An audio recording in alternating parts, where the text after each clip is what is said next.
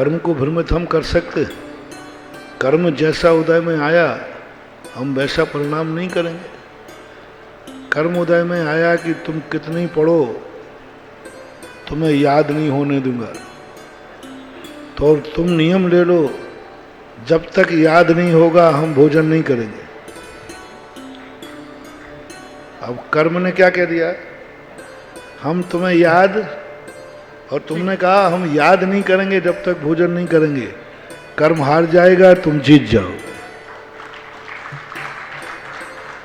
इच्छा शक्ति, पुरुषार्थ में वो ताकत होती है कि अतीत के किए हुए कर्मों को क्षण में नष्ट कर देता है।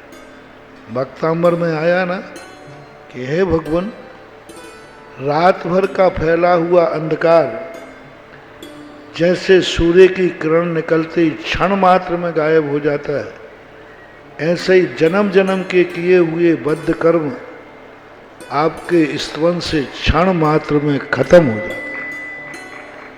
इसलिए अपना विल पावर बढ़ाओ, अपनी शक्ति बढ़ाओ, अपनी इच्छा शक्ति बढ़ाओ। कुछ ना कुछ तो सफलता मिलेगी। पूर्ण याद नहीं होगा तो आधा याद होगा,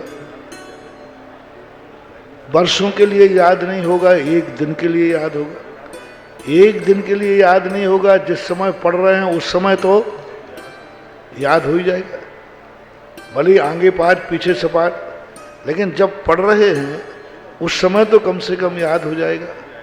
पुरुषार्थ करने से, मेहनत करने वालों की कभी, वो है ना, कोशिश करने वालों की कभी हार नहीं होती है। भले नंबर कम आएंगे लेकिन नंबर आएंगे तो सही।